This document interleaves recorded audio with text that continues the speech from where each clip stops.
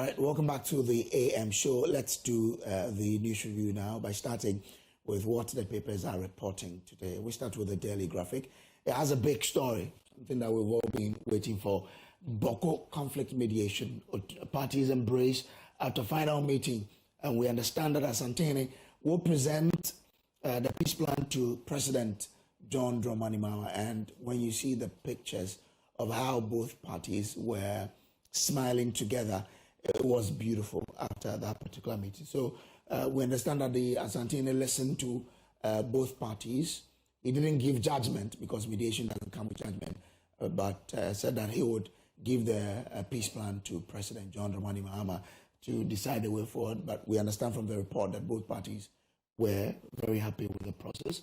Let's see how that goes. But again, 24-hour economy yields resort. Vice President highlights gains. And she says that when you go to the industrial area, some companies that have piloted the project have resulted in improved output, and again has resulted in some numbers being employed on the night shift. She says that that indicates that this will really work, so they will be rolling out shortly. BOG prepares to license first non-interest bank. We understand this has been on the table for quite a long time, but the BOG now wants to try and license some of them. Some non-banking institutions have been given license to do this, but they now want to license non-interest banks. And poor WASI result, chief examiner's report should guide solutions. Experts are saying this. Remember, we had this discussion on the show yesterday. On the back page, Federation of Disability Organizations calls for fast track of revised law. A net metering portal for clean energy access launched. Okay. Let's do the Daily Guide paper now. Afoko Asapki freed over Adams Mahama murder. You remember in the run-up to the 2016 election, the then Upper West chairman of the New Patriotic Party, Adams Mahama, was murdered when some people poured acid on him. Gregory Afoko was picked up as an accomplice of that particular crime, but we understand that he and Asapki have been freed over that particular matter. Get details in that particular, paper. Now, Mahama forwards EC chair and SP removal petitions to Chief Justice. We were told, I couldn't join you. We spoke to the Minister of State in charge of government communications, Felix Kwachofosu, and he made us aware that the president has forwarded these petitions to the Chief Justice. So now it's in the bosom of the Chief Justice to look through the petitions and determine the way forward, whether there are prima facie cases in the two cases or they can't be allowed to move on. So get details on page 3 of the Daily Guide newspaper. Pandai MP challenges rerun order at the Supreme Court. And if you listen to the lawyers for Matthew Yunam and the party, they say that even the petition that was filed against him was filed outside of the window that the law created. And so they believe that the processes to hear that petition itself was not according to the law. And so they are challenging this at the Supreme Court. Get details of that story in the Daily Guide. Again, Boko dispute mediation 2-4 calls for calm. And 8 kills over 12,600 in 2024 alone. Wow. That's huge. So read this story over and over. 8 kills over 12,600 in 2024. Let's do the new finder now. And government projected to mobilize 225.9 billion Ghana cedis revenue in 2025. Gold Board unveils Ghana's first 24-hour digital gold showroom. So go there and see whether you get a ring or bracelet for yourself. Excessive reliance on treasury bills hurting private sector, analysts warns. So that is there on the front page of the New Finder newspaper. Let's do the overseer. It says credibility. Okay, now Finance Minister inaugurates ABIT's first regional office in Cote d'Ivoire. There are details of that story in there. Double track system must be blamed for poor performance in 2025. WASI, according to Angel Carbonu. Well, So get details there for yourself. Government to begin construction of 3 new regional hospitals in 2026. Akando says, but Akando, the people of Ahanta West are asking, what are you doing to our agenda 111 hospital? It was completed and inaugurated. It was commissioned. So what is happening, Mr. Minister? The people of Ahanta West need that hospital so that they can cater for their health needs. We see a completed hospital that is left abandoned. So as you begin the construction of 3 new hospitals, I have to, on behalf of the Ahanta West people, ask you, what is happening to that hospital? Very neat hospital. We want to know if there is any critical thing that has not been done. Please update us, because we can't bypass the hospital every day and then we are not using it. We need to be updated on that. So, Mr. Akando, we, the people of Ahanta West, will be waiting for you to tell us something. Earlier, you said we need 140 million to complete it. And then in the budget, we were told that the government actually needs 100 million to complete 10. So what is happening to our hospital? We need some updates. Say, let's do the inside newspaper now. And it says, Ghana's rapid development rests on its new crop of visionary leaders, says Nanapra Ajinsem. And this is a man, when you go to his hometown, you won't see any rubbish on the ground, because he says that he's put advantage, dustbins at advantage positions that you don't drop on the ground, else you'll be dealt with. So when he says that the development of Ghana rests on new crop of visionary leaders, I want to trust him. So people like, my honorable, and I'll be asking them, it rests on their shoulders. In Palestine, Ambassador al-Satari part urged global support and demand justice on International Solidarity Day. I get details there. GPHS Kingsley and Chubosiako named 2025 Public Sector PR Leader of the Year, Maritime. And, okay, so those are the stories from the inside there. At the economy, it says BOG's policy rate cut as markets waiting for the follow-through. And this is true. And this is true. We're all waiting for it. Because I'm even waiting for it, that the interest rate to come down so that private sector, can get access to cheap credit, so that we can also transfer that to our customers. Okay. Now the New Republic, GBC cash vanishes. Workers demand DG suspension ahead of probe, and that's coming at the back of the All Africa Games scandal. Quote and unquote, talkative Darko on SML ego rampage. Okay, that's on the front page of the Republic. Get details of that story on page 2 there. And Gen Z's go bunkers. Okay, anyway. Zipline turns into condom courier. That's a bit of interesting to me. I've been at their site, and when you see the operations, I was asking myself, how can they carry books? How can they carry textbooks? Anyway, but I'm sure the minister knows what he's saying. So that does it for the papers. Let's do myjoyonline.com, and then we can start our discussion. On the front page of the, when you go to myjoyonline.com, it says WASI results. The results are the true competence of our learners. GES insists. So that is what the GES is saying. Many would be home if Ghana were half as developed as US. Victor Smith urges diasporans to partner investors and return. ECOWAS chair Mada Bio meets Guinea-Bissau junta, pushes for swift return to constitutional rule.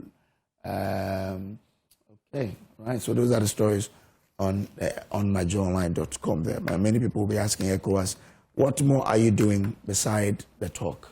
Anyway, let me welcome my guest in the studio. This morning we have Dixon Shredia. He's joining us. He's a sports enthusiast. He's MP for Brekum West. Yeah. And he just returned from Brazil. He was part of the COP that went. So I'm sure he's back with a lot of ideas on how Ghana can really deal with climate change. And Kwajo, it was refreshing that on the 14th of November, I got opportunity to make a presentation at the IPU's meeting of parliamentarians on actions Parliament and parliamentarians could take to deal with the climate issues, especially with methane reduction and mitigation measures. So it was quite an experience in Brazil at COP30. I would love to sit down with you for us to talk about what we can do, especially when it comes to carbon trade, that we can take advantage of that and even end some... Exactly so. Yeah. Would love to do that. Mr. Afelmoni is former president of the Ghana Journalists Association. Good morning, sir. Good morning. Hope all good. Yeah. Okay. This is sufficient. Great. Let's start straight ahead. Now, in the Delhi Guide, it says... A quick one. Let me also join you in advocating for the Hunter West Agenda 111 project to be expedited. I think the good people really need that. But it was interesting when you mentioned that it was commissioned before it was part of the three that the president commissioned. So my understanding is when the project is done, commissioned, handed over, then operationalization continues. Exactly. So why is it that the project was commissioned and yet it is abandoned at this stage? So the truth of the matter is it was not completed, because actually if it was fully completed and commissioned, why are we here still looking for money to continue with the project? So these are things... I have spoken to the part of those who were part of the construction. Yeah. And they say that the only thing that is not completed is the accommodation, which is behind the facility. So why the rush in commissioning? Because you see, but if the accommodation is what is not completed, you can start using the facility. Yeah, sure. If that is the only reason. And Kojo, you know, when we talk about hospital, it is not about the brick and mortar that you see. Yeah. It's about equipment as well. Yeah. So if you put a brick and mortar and you rush to commission, that the project is completed and handed over, I think you're not doing the community any good. Yeah. That notwithstanding, as you've already said, it is also important that as government completes about 10 this year, those that are near completion, especially one like a Hunter West, will be given consideration and priority in terms of those to be completed. Some are at 20%, 30%. And from what I'm hearing, a Hunter West one might be around 90, 95, and close to 100%. So it is a call in right direction. But that reminds us that in the build-up to 2024 elections, a lot of projects were commissioned when they were not completed. My district police headquarters was commissioned on the 3rd of January, when it is just about 85% complete. And now it is, in your words, still left. It is now that we're looking for money to go and complete and hand over to Ghana Police. So governance is continuous process. It doesn't matter which government is going. Wherever you've reached, leave it. The incoming government will complete. And people are afraid somebody will take credit. You know, Ghanaians are wide awake these days. It doesn't matter who started the project. It doesn't matter who completed. What the people are really looking out for is to have the facility to be operational. And that's the most important thing. In any case, it is not anybody's pocket money. It is taxpayers' money that we use. So I'm very excited that this government has taken a definite position that all projects left behind by previous administrations will be continued. And at the assembly level, there is even a caveat of 20% each quarter of the common fund ring-fenced to do old projects. And that's working very, very well. I think it is a decision that will go a long way to change the way we do politics. Forget about who started, forget about who will take the credit, but Ghanaians really won the project, and we as leaders, as the revered traditional leader said, we owe it a duty to the good people of this country to ensure that we deliver for the benefit of the good people in whom we entrusted the responsibility to lead. Okay, thank you very much, Honorable. Now, President John Mahama from the Daily Guide newspaper has forwarded to the Chief Justice 10 petitions calling for the removal of the chairperson of the Electoral Commission, Jean Mensah, and her 2 deputies, as well as Special Prosecutor Kisi Ejabeng. Now, Minister of State in charge of Government Communications, Felix Kwachofosu, speaking to Joy News yesterday, confirmed receipt of the petitions and indicated that they are now in the hands of Justice Paul Bafoboni, who is expected to deal with them in accordance with law. The confirmation comes just a few days after news surfaced that an employee of EC, Joseph Blankson Edumadze, had petitioned the president to remove the EC chair and her 2 deputies. Let me start with you, Mr. Money. I mean, this, I'm not sure is news to you, but what's your expectation of how this must be handled?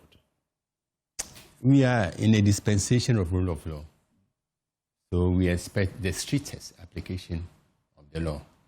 At the same time, we need to filter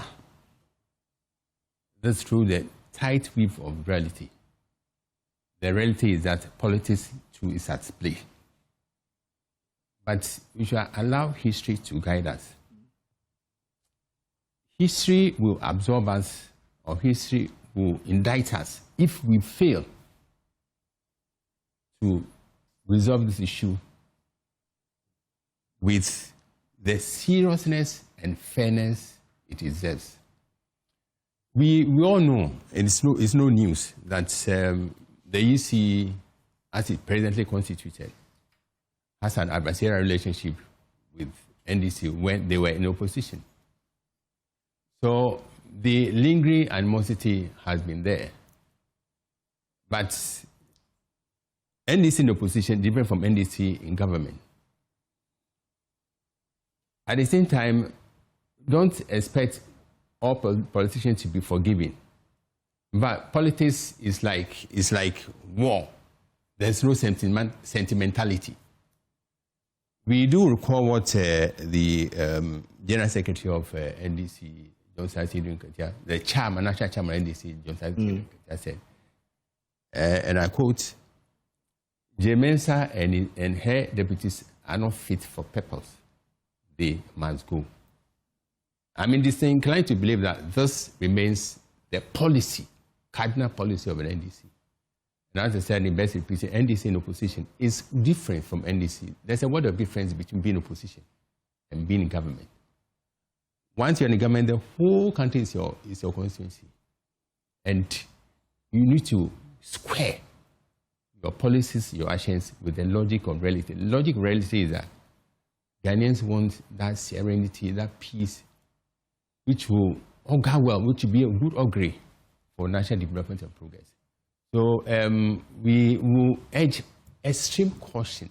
There's a need to inject the highest dose of circumspection into this issue so that we do not unnecessarily ruffle feathers or rock the boat. The Chief Justice is yet to come out with the findings for us to know whether or not the prima facie cases have been found against the EC chair, head deputies, and also the SP. But if this should follow through, how do we ensure that it doesn't happen again in the future? Because now this was become on top of the precedent set under the previous administration, that any government that comes will try to do away with the EC chair and the deputies. What can we do to stop that from repeating itself? We should learn from history. At the same time, we should allow the supreme interest of the nation to guide us in everything we do, every policy we put out there. And so the supreme interest of this nation dictate that there should be peace at all times. This adversarial relationship between the government and other institutions, other arms of government, should be a thing of the past. We should look at issues as they are. And so both sides need to come together. And statesmen and women of this nation should also weigh into this issue. Yet we recently had the chairman of the National Peace Council who kicked against the ritual of every ruling government sacking the HE chairperson. I believe this is a food for thought. We need to drink copiously from the fountain of wisdom espoused by the National Peace Council. You know, Honorable Dixon Chedria, you are in Parliament. We've seen this play out before. Yeah. Do you think this is the way to go as a country that is trying to build or consolidate our democracy, where we try to do away with the EC chairperson and the deputies anytime there's a change in government? Honestly, I don't think this is what we want, because we may be getting to a situation where every day tens and hundreds of petitions will be flying in calling for the heads of various constitutional bodies. And as it stands, when these petitions come in, the president has no other option per the constitution. So we also need to look at it. In fact, the president does not have a power to determine whether a petition is frivolous or whether it is credible. Per Article 146(3), all that president does is to act as a conveyor belt. And the president, upon receipt of a petition for a removal of justice of a superior court, and for the avoidance of doubt, the chairperson of EC is equated to appeals court judge. His deputies are equivalent to high court judges. So their removal follow processes that apply to high court judges and appeal court judges in the case of the EC. So what the president does is to refer the petition straight away to Chief Justice, who will then determine whether there is a prima facie case, and if that is the case, then a committee is set to investigate, and their recommendations, once again, are bound on the president. The president cannot do otherwise. That is the situation we have. So if we wake up today and we have hundreds of petitions against various personalities, the hands of the president are completely tied. He has no option than to refer to the appropriate quarters, and in these instances, the Chief Justice. When Chief Justice receives, he will peruse, go through, and if a prima facie is determined, he will form a committee. If, upon receipt of these petitions by Chief Justice, no prima facie, then the process is truncated there. That is the situation. My worry is the sheer volume of petitions flying in. In the case of OSP, I'm told now there are 16 petitions. In fact, as at yesterday, we were aware of 7. Out of the 10 that have been referred to Chief Justice, 7 were with respect of removal of the OSP. And this morning, the sources very close to corridors of power are telling me there are 16 now. And in fact, my very good friend Martin Pebu has also confirmed he will be adding his, and probably he will be the 17th person to add. So that is the situation. The question is, why so many petitions at this particular time? That is why I said I'm a bit worried. Otherwise, we will get to a point every day we receive a petition for removal of one person or the other. And in the case of OSP, the processes are quite different. It is per the OSP Act 2017, Act 959. And upon receipt, it goes to Chief Justice. The Chief Justice will have to determine prima facie case within 30 days. So President has referred to Chief Justice now. And from yesterday, it is counting. Within 30 days, Chief Justice should determine a prima facie case or otherwise. And upon determination of that, within 14 days, he should constitute a committee, and the committee will comprise of a Supreme Court judge, another lawyer of not less than 15 years at bar, and any other person who has experience in investigations. They will sit, and within 90 days, their report should come back to President through the Chief Justice. And whatever recommendation that comes to the President is bound to implement. So here we are. I think I will not want to jump the gun. Let us wait for the processes to go through. But as I said, as we talk of constitutional review, these are some of the things I think we should be looking at, that the President should be given some powers to look at the cases, filter through and decide whether it meets certain threshold to trigger the processes. But as we speak, the President doesn't have that power. Once it comes in, the processes have to be triggered. And isn't this the best option? If they keep coming in, at a point the Chief Justice may be inundated with these processes, because every day now 10 have been referred to him. Tomorrow, with respect to another officer coming in, so every day Chief Justice may be confined to dealing with petitions rather than other equally important responsibilities that this Constitution has bestowed on him. So for me, it is important we look at it. But as we speak, no constitutional provision has been breached. And this is part of the democracy. And with the current constitution we have, the processes I think are going through, and they should be allowed to go through. What we are all praying for is individuals accused of wrongdoing should be given all the necessary support, level playing field to defend themselves. Now, at the end of the day, we want a report that is not tainted politically, and that will reflect the situation on the ground. So let due processes be followed, and at the end, we all be happy about the transparency of the processes. That is what I want to say for now. But as I indicated, I think it is worrying times in a way, because the floodgates may have opened now, and a lot more will be following for various heads. Okay. On one side, you will be worried. On the other side, you will be also arguing that we are entrenching the Constitution so that nobody will also feel they are above the law. That will put duty bearers on their toes to act in strict compliance with the Constitution of Ghana. Mr. Mone, I mean, in trying to deepen the democracy we are in, I mean, we've become the beacon of democracy in Africa.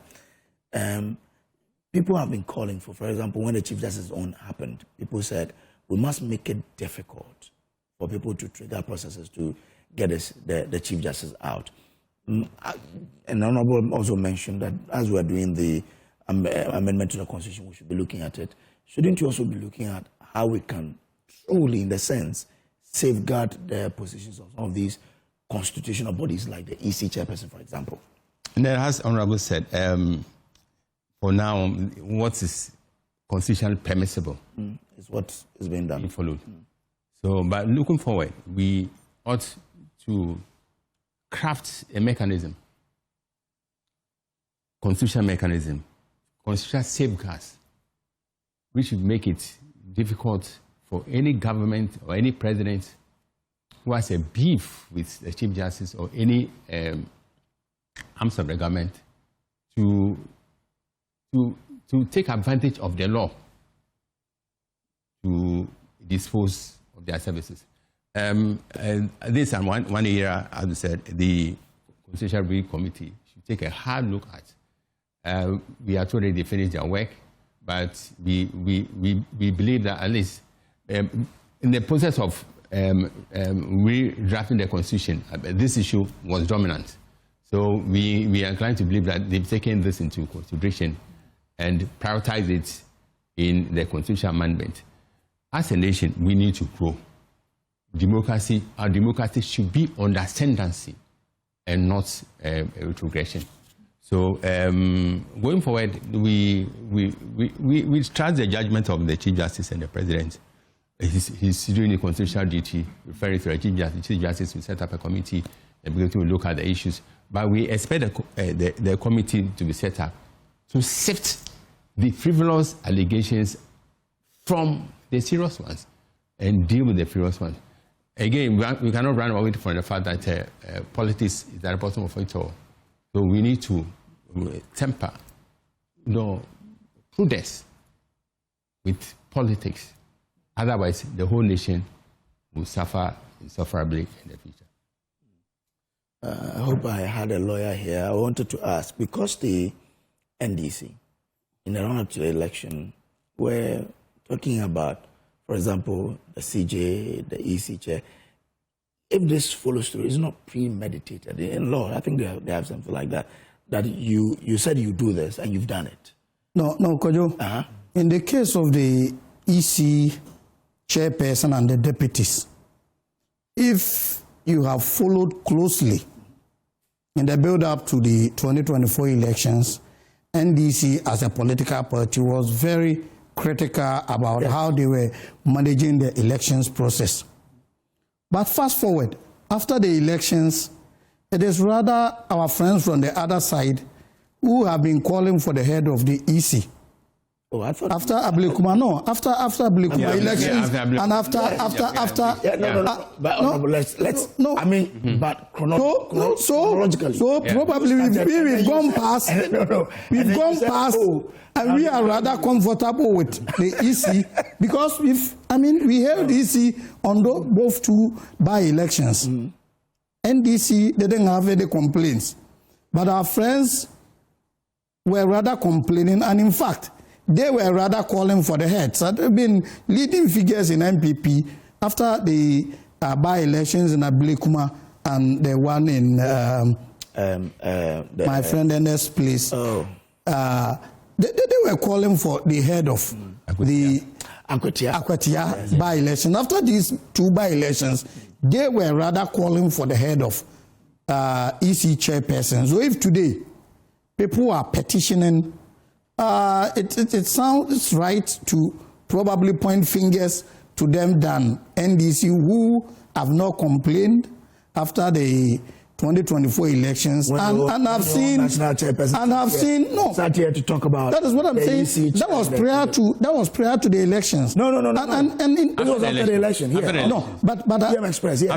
But we've seen. Kwajo, I think we've seen some improvements in the handling of the two by-elections in Ablekuma and Akwatia, probably. So but let us not run away from the fact that people have complained. And Kwajo, in any case, if everybody is complaining, so NDC in the past complained, now MPP in the past now are complaining.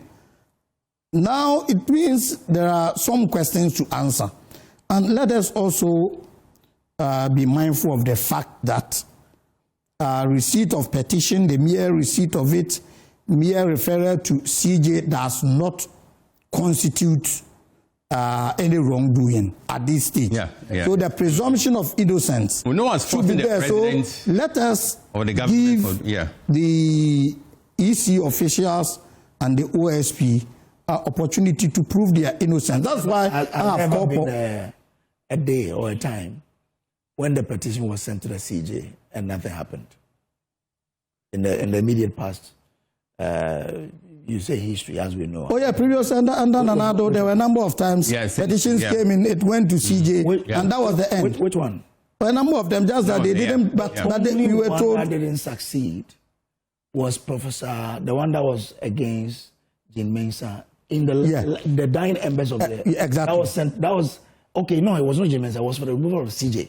Yeah. And that one, the Constitution has presented to the Council of State, and the Council of State didn't find any prima facie. Exactly. So I'm saying that all the ones that has gone to the CJ. Remember, the Charlotte said one went to CJ. It went through. The Shraj boss, this woman, it was under John Mahama. I forgot the name. It went to the CJ. It went through. So we're talking about Loretta Lamte. Exactly. Loretta. Yes, it went through. Yeah. So let's see. I'm just asking that per history, the ones we have, when it gets to the CJ, unless this one says that okay, there's Kojo, we need to be very careful about this discourse, because I don't think you're also suggesting that even though when the people are found of other wrongdoing culpable, we should say they should be left off the hook. Because Kojo, it is also important, as much as we're talking about making it very difficult for president or whoever to trigger whatever processes, we should also be mindful that we may at a point have, say, a chief justice, we may have EC official, having been constitutionally appointed, will become tyrannical, abuse of power, ignoring all laid down procedures. And for that matter, do you keep the person because you think we should not be taking them out? So, as I said, we should make it a little bit more difficult. But we should also accept that this is what we've all agreed to go by. These are one of the democratic pillars, and we should follow due processes and procedures. But when it comes to the SP, do you, Honorable, do you support people who say, let's scrap the office entirely? Or you think, well, let's go through the process and see where this takes us, whether or not the current SP is asked to step aside or he's asked to stay on? Because some people have the view that, well, it hasn't served the purpose, let's scrap it. Well, for me, the offices themselves are nothing. It is about personalities who man the offices. Because don't forget, the creation of the OSP is one of the requirements of UN anti-corruption drives. So the office is set up for a purpose to deal with corruption and corruption-related cases. Upon its establishment in 2018, revered Martin Amidu was appointed. In 2020 November, you remember he resigned amid claims of murder, sepan, corruption, and all those things. In April 2021, no, but council knows that Martin Amidu said after he released his risk assessment report. His risk assessment report on Japa royalties to president, he went through a hell, and as a result, decided enough is enough. He washed off his hand. Kesia Jaben was nominated in April 2021. Parliament approved him. August 5th, he came into the seat. And you know, there are divided opinions about Kesia Jaben. And as I indicated, is a creation of the Constitution. And with right personalities manning the office, I think it will be another layer. You know, the anti-corruption drive is such that we want to make it very, very difficult and expensive for people to engage in corruption. And this is one of the offices we think can help. So for now, my position is not about scrapping of the office, but let us make sure right people are manning right positions in the OSP. This is another test case.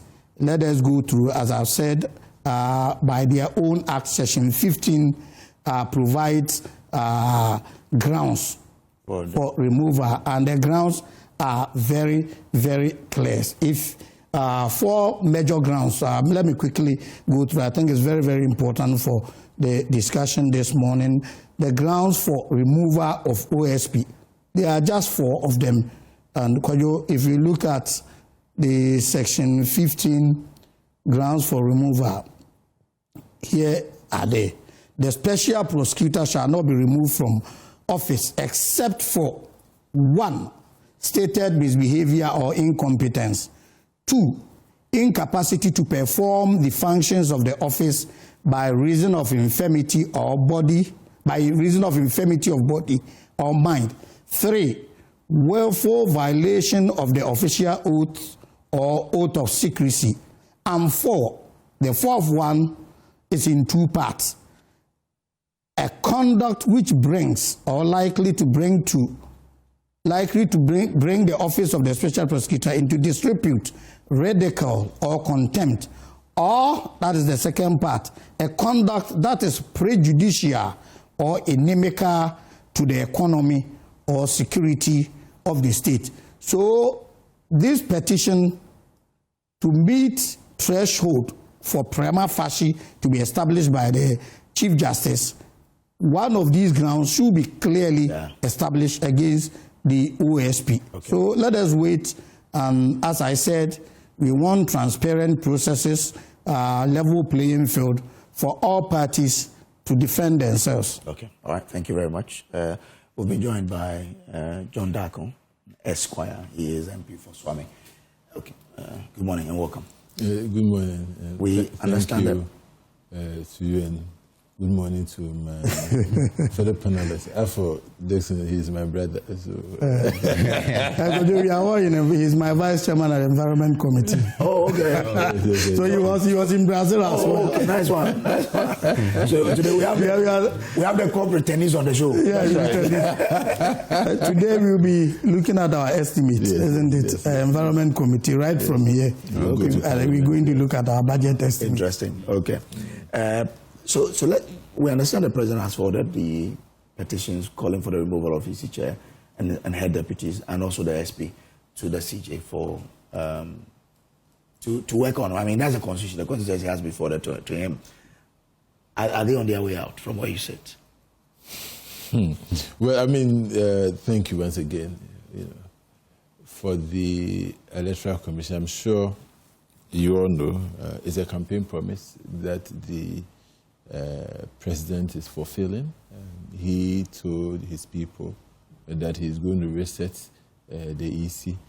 Yes, and beyond that, his own people, the chairman of the EC, has said in so many times, we have videos in which he himself, the chairman of the NDC, has said that the Electoral Commission chair must go.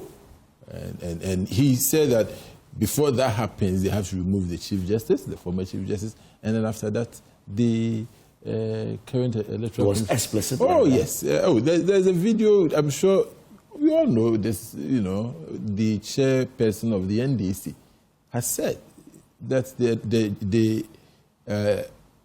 Chief Justice must go, and followed by the Electoral Commission chair. And so I am not surprised that this so-called petition has come in. They plan to remove the chairperson and her deputies, and it is just their plan they are executing. I mean, so from where I said, I'm not privy to the content of the petition, but I can tell you, no matter how, in my view, useless the petition may be, I'm sorry, it is what it is. This is the government position. This is the NDC's position. This is what they intend to do. And they will do it. And they've not hidden this. I'm not sure there's anybody in this country who is in doubt of the NDC's, idea or their determination to remove the chair of the Electoral Commission and her two deputies. There's no question about it. This is a plan well orchestrated from opposition and properly being executed. So, unfortunately, it looks like they will be on their way out. Maybe months down the line, we will come and sit here and you will tell me, there, John, you said it on the show. I don't know. The petition may be as frivolous as it is, but we've had similar situation in the... No, but if it's frivolous, as you say, and they don't meet the threshold that... But when the CJ's case came up, look at some of the petitions that you saw around.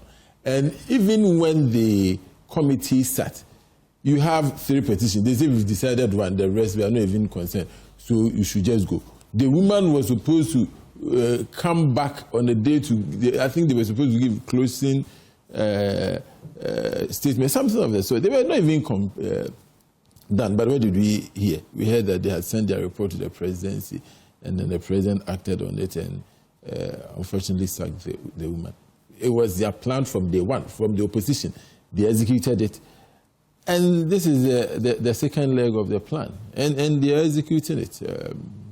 I haven't seen also the petition against the special prosecutor, but like my brother Radley stated, the grounds are clearly stated in the act that established the Special Prosecutor's Office. SP's office. It's up to them. Look, right now, they say that they've been given all the powers in the country to do whatever they want. And so we await whatever decision they make. Unfortunately, we can't do anything about it. They will tell you that, oh, it's grounded in law. My worry is that if we continue on, in this, we are just bastardizing our institutions. We are going to highly politicize our institutions. And every new government will want to do that. I have said that, and I'll repeat this anyway, I've made it so clear that if God blesses me and I'm alive in 2029 when NPP takes over, any attempt should move any of these officials, I will reject, I will speak against it. But of course, Mr. Moni, what do you doubt? No, God, nothing's impossible. I don't doubt it. The two of you started laughing. Yes, no. I mean, if Chair Dixon is laughing, I understand. I was just worried about Mr. Moni's because we were supposed to. The level of confidence is incredible. Oh, the level of confidence is incredible. Yeah. Okay. Well, that's fine. So, and I've said that when NPP is in power and in 2029, any attempt to remove even the current CJ or any EC they will appoint, I will oppose it. We need to go beyond the politics at some point and allow our institutions to work. I don't know, because you see, even if they are clearly acting against the Constitution, you see, we need politicians to are politicians. We need to be very careful, because you see, when it comes to breaching the constitutional provisions, you can easily breach without knowing. Listen, we were in this country. The Speaker left the country. The Vice President was sick. She wasn't in the country. President Mahama left the country without informing Parliament. He just left. That was a constitutional breach. And I raised this issue up. And I remember when the Vice President came and the President met her at the office. She said that he's happy, she's back, and that when she was away and he traveled for, I think it was ECOWAS conference, some people were asking for his removal. The truth is that he had violated the Constitution. He had violated it. So, can we say that there should have been a ground for his removal? Would we justify that? So, yes, we are a country of laws, we are regulated by laws, but there are some positions we need to be very careful, because at any point in time, because we are human beings, if you want to find faults, you always find one. And somebody, you as an elderly man who is in the middle, should always advise us that, look, let us not politicize everything. Because you see, when it comes to infractions of our laws, okay, look, let's say the special prosecutor, if you do anything that brings the name of the office into disrepute, if you run red light, I can use that as a basis to remove you.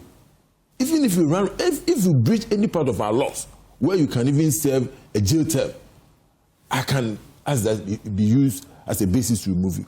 So we need to raise our governance system. We need to we need to elevate the conversation and move beyond these trivial excuses. If you want to remove the person because the person is not politically connected to you, say it. But his question was, even if the person is going against the Constitution, and you say that if you want to do strict, then you would always find excuse. But, yes. But if that's the case, yes, people should go, because the Constitution says if you do it, you have to go. Yes. So if that is the standard we want to set, and I'm all for good standards, high standards. If that's the standard we want to set, then let's all agree. Because tomorrow, when it's being done to you, don't complain. Okay. Because see, look, one of the charges against the former CJ was her administrative work, and in fact, some of her decisions in court, it formed the basis for her removal.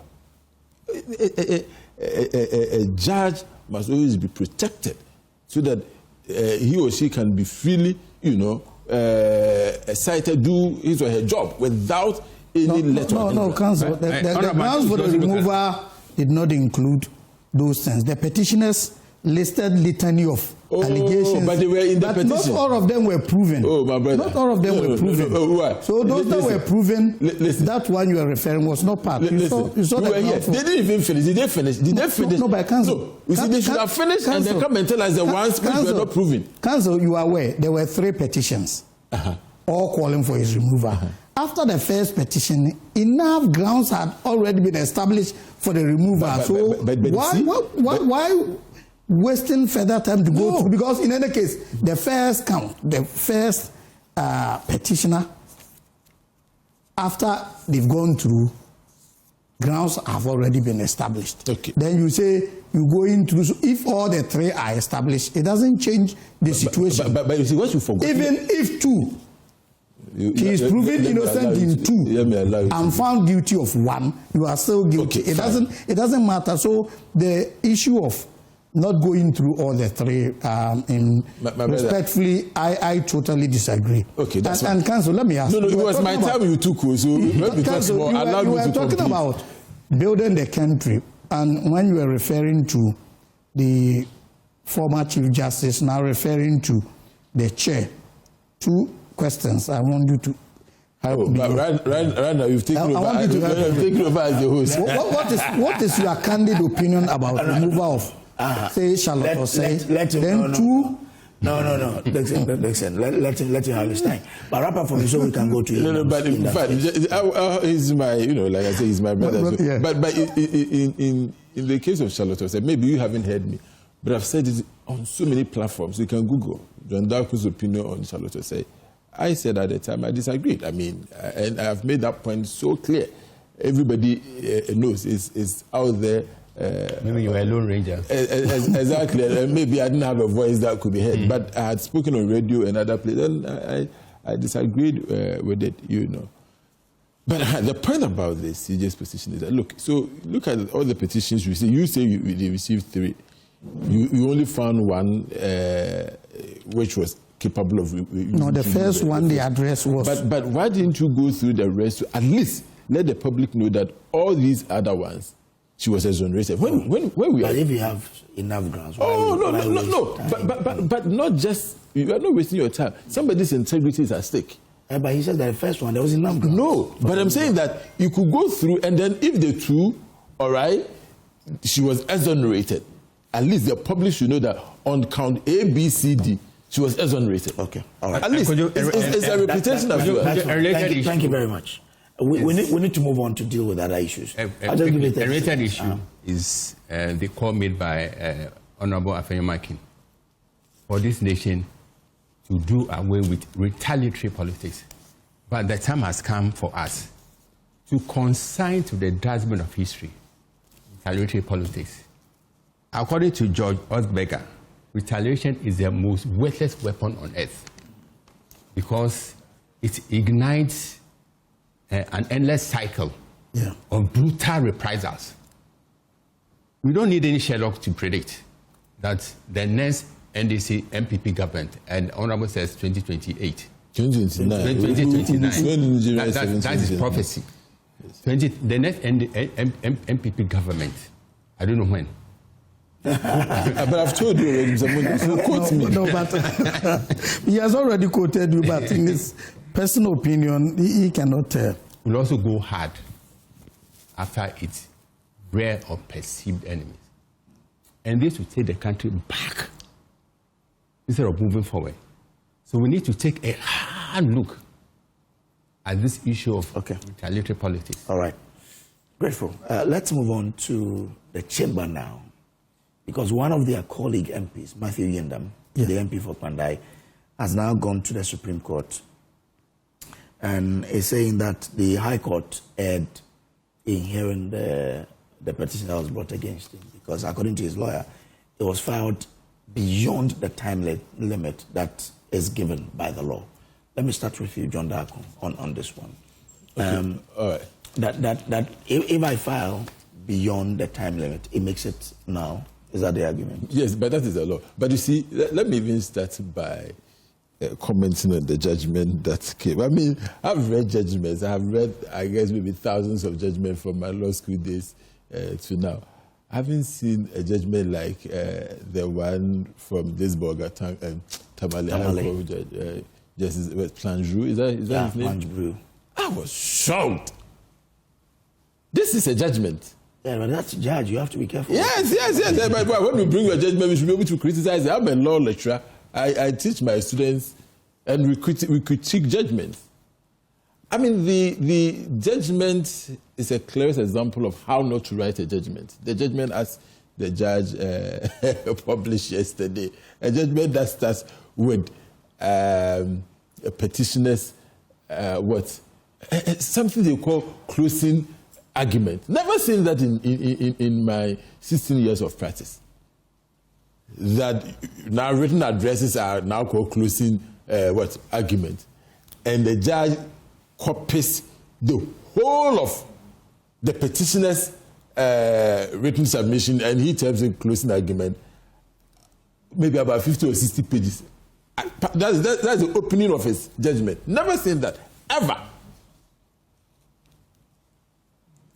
And I spent a lot of time this morning reading through the judgment, and I was shocked how we are treating ourselves as a people. The judgment in itself, I believe, when it goes to Court of Appeal, will be dealt with properly by the three wise men at the Court of Appeal. Really? But that is not what you mentioned. What you mentioned is an application to quash the whole proceedings on the basis that the judge wrongfully assumed jurisdiction. Yeah. And it is a common practice. If you look at election regulations, the law is very clear that a petition to challenge any election, and in this case, this parliamentary election, must be brought within 21 days after publication of the results or the Gazette of the results. Now, it is not in doubt that the results were gazetted, I think, on 24th of December. This petition in question was filed on, I think, 25th January. Clearly, 31 or 32 days after the Gazette. And so for a judge to assume jurisdiction to go ahead, determine this matter and give judgment, tells you that there's something wrong with our judicial system, because the judge should have done the simple calculation. First of all, maybe the lawyer on the other side should have raised it. The lawyer who even filed the petition should have known that you cannot bring petition after 21 days after the Gazette. And they actually sent the Gazette to court. The Gazette is part of the processes before the court. It's there, 24th December. The Gazette is there before the court. The court saw it. The representation of people's law very clear on when to bring petition. The judge assumes jurisdiction, hears this matter, and now produces this judgment. So do I understand that if you file outside of the 21 days, it should not be heard? No. It should be thrown out. Even when there are evidence of grounds that this election was wrongly determined. In fact, let me tell you this.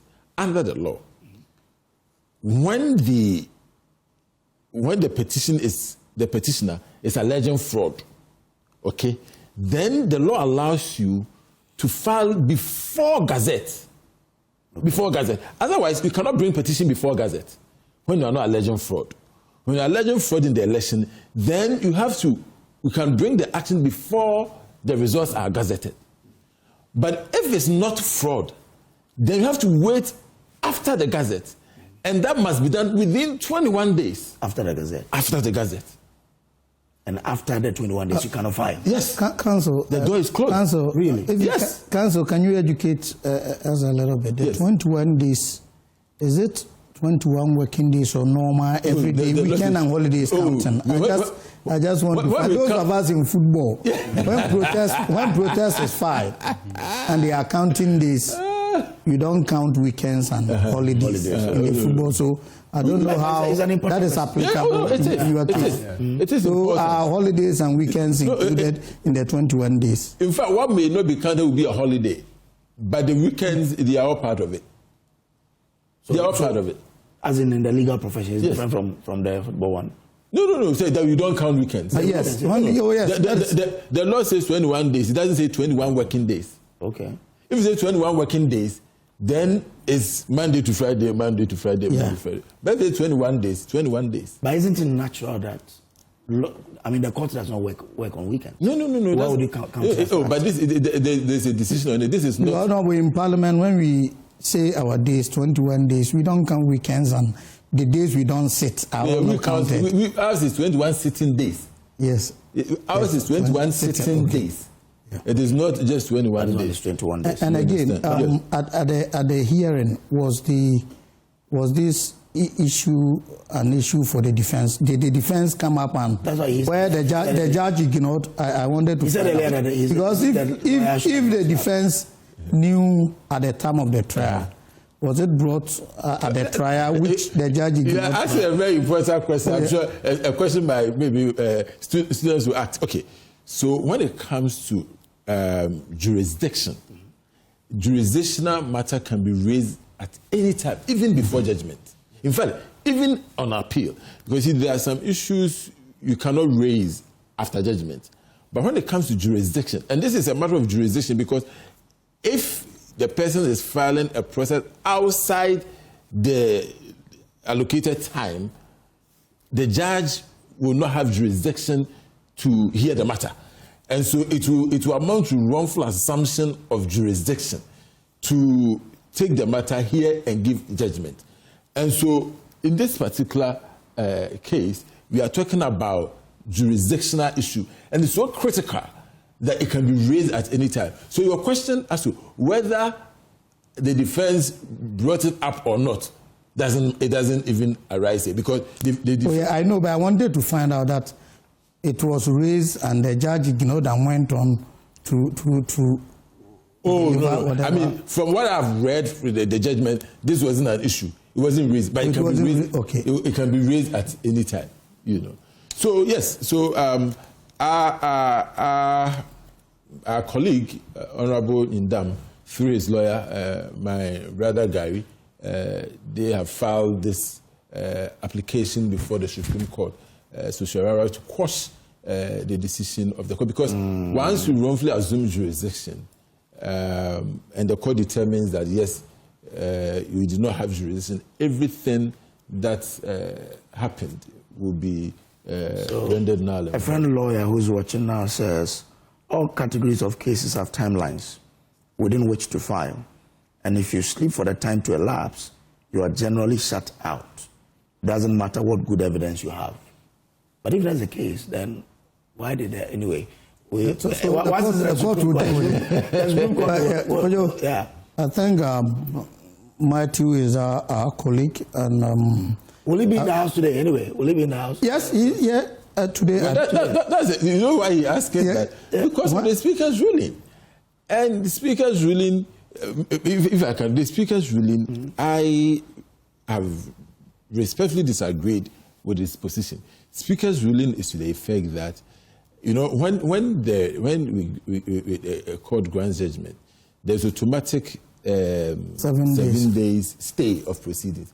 And so he used that as the basis to say that he could come to Parliament until 1st December. But look, he's filed application for stay of execution. But Counsel, to be fair to the Speaker, he added that the fact that he has filed for stay and is gone for appeal even added another layer. He used that word, so he didn't end with the 7 days. Speaker, in his ruling, after giving, citing several cases to back the 7 days, added that the fact that Matthew had gone to appeals court and had filed for stay has added another layer to this 7 days window. So that was the conclusion. Then why did he say that? That was the conclusion. I listened critically to him. Yeah, I was there, but I've read it. Okay. You were not there. But I've read it. I've read it. But you see, Speaker said he had up to 1st December.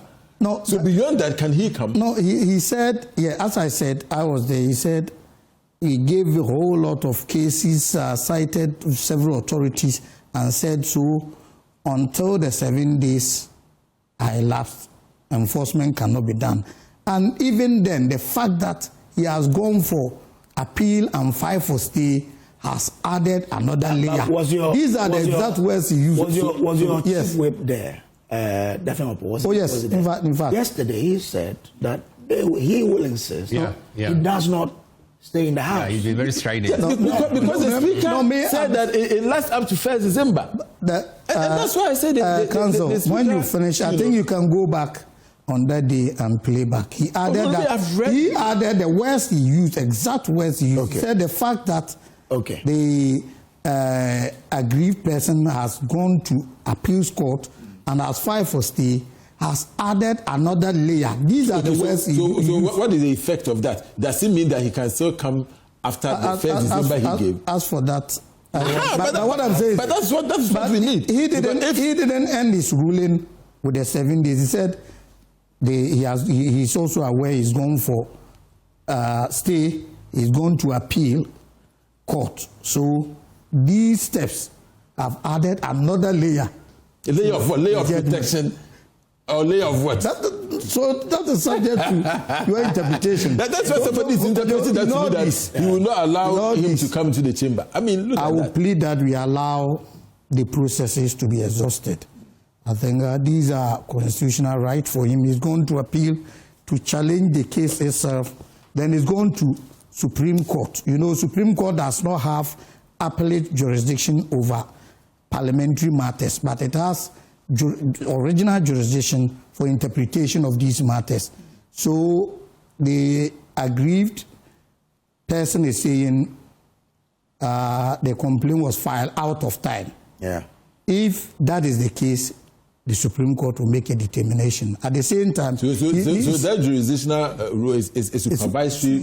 Yes. Yes. So he is at the appeals court at the same time also dealing with the matter. So there are multiple layers that he is going through. I expect all of us to be circumspect in our commentaries and wait for the outcome. However, what is a bit worrisome is the way some officers of the court, or some officers of court, you know, when you talk of officers of court, lawyers are officers of court, have been publicly running the judge and judiciary in the wake of this judgment. You know, they are trained, and no matter unpalatable. Let me ask you a question. Yeah.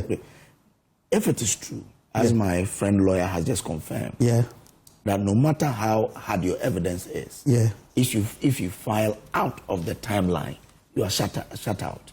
Then why did they? But that will be determined. That will be determined at the appeals court. In fact, that is the beauty of the law. You know, interestingly, a high court decision is not final.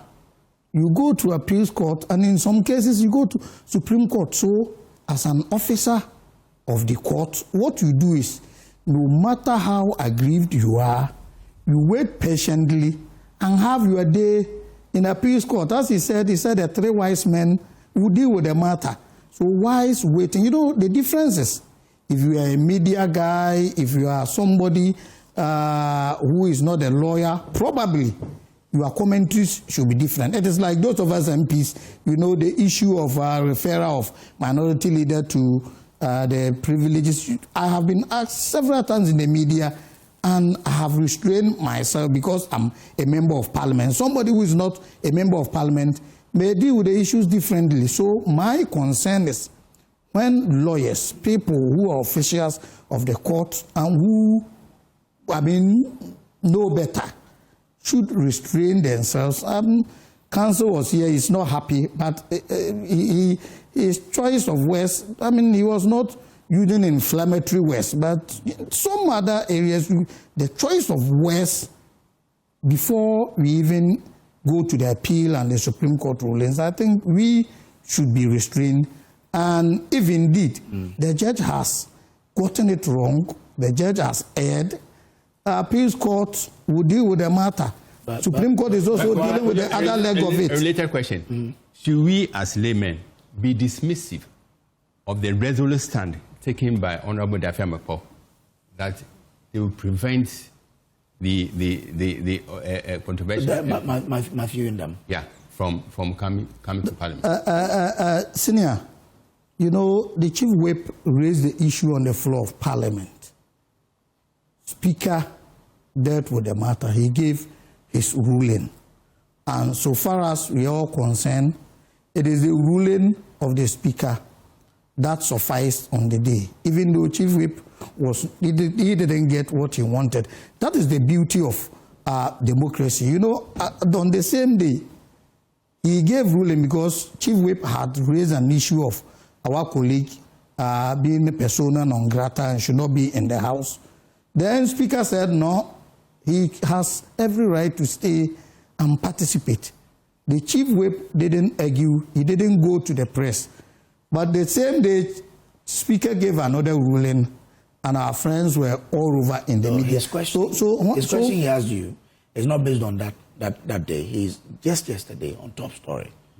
Your Chief Whip said he will insist. He says, I will insist. You see, do you know the scenarios, what can happen?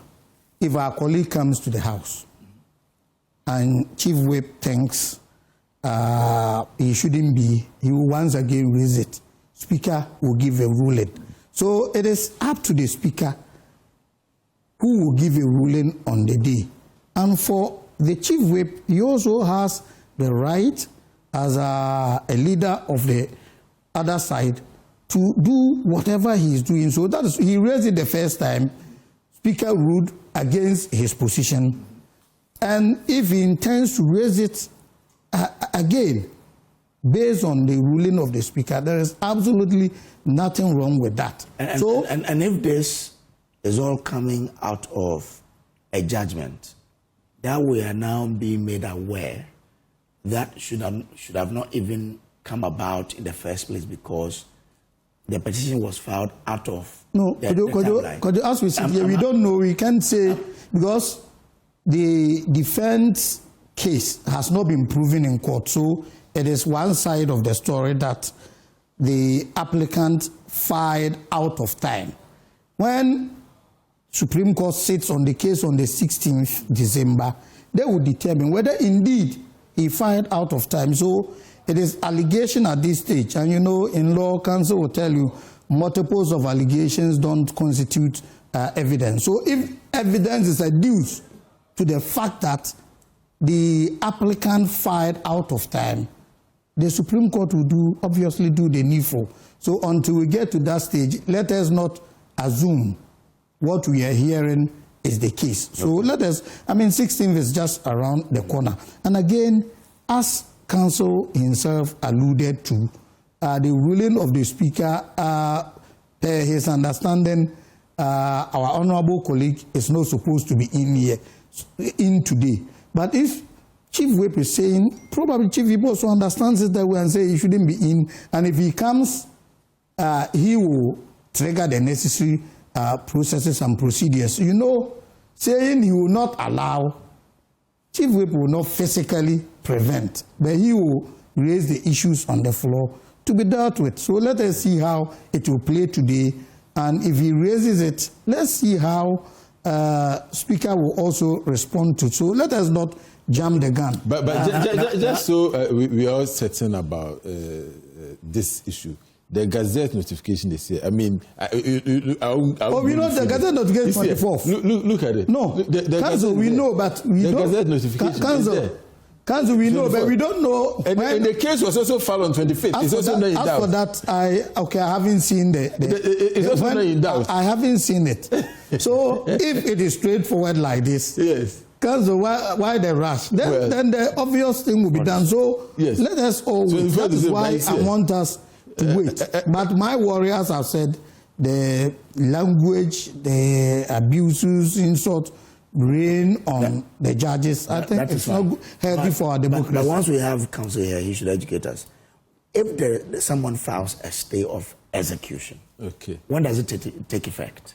Okay, so again, the court, our courts haven't been definite about it. Okay. That the stay of execution must, once it's filed, even if not heard, must stay everything. In fact, they've gone to the point of saying that you should look at every case on its merit. That when you file stay of execution on particular facts, it should stay in the hands of everybody, maintain the status quo ante until the matter is finally determined. But if you look at this case, okay, imagine that this man is prevented from coming to Parliament. It means that the people are not being represented, okay? Now, imagine that they will follow through the court's order to hold election in 30 days, okay? Election is held in 30 days. Somebody else is elected. Imagine that after all this, the Court of Appeal and the Supreme Court comes to say that so let's say we even start with the Court of Appeal. The Court of Appeal says that the court was wrong in this decision. And the Supreme Court later comes to say that the court wrongfully assumed jurisdiction. Then what happened to the processes that have taken place? And that is why it is important that we stay the whole judgment. That election, if they take that decision, would they annul that? So why do we waste resources when you can simply stay everything and wait and abide the judgment of either the Court of Appeal or the Supreme Court? And so in certain situations like this, it is important that the execution is stayed. But another reason is that you don't overreach the court, because sometimes if the court makes a decision and you apply for stay of execution, at that point you are appealing, it means that the higher court, the Court of Appeal, or the higher court, I should say the higher court, it could be the Supreme Court or the Court of Appeal, or sometimes even the higher court if the appeal is coming from lower court. The higher court is waiting to give its judgment, and you, the lower court, the lower court judgment is executed. It will render the judgment of the higher court useless, nugatory, because then there will be nothing for the higher court's judgment to be enforced on. And that is why it is important that at any point that when stay of execution is filed, the courts are always minded to grant, unless they see the judgment, they see that it is so useless, the appeal is so useless, then they can say that, well, the judgment can be executed whilst they hear the matter. But in this constitutional matter like this, there's no reason to continue to, engage in this theatrics, especially when my brother, Roxton, says that he won't allow a member of parliament to come in just because a judgment has come. And that judgment is under appeal. It is not right. So let's maintain the status quo ante, which is that he remains the MP. Let's go through the appeal process. Why?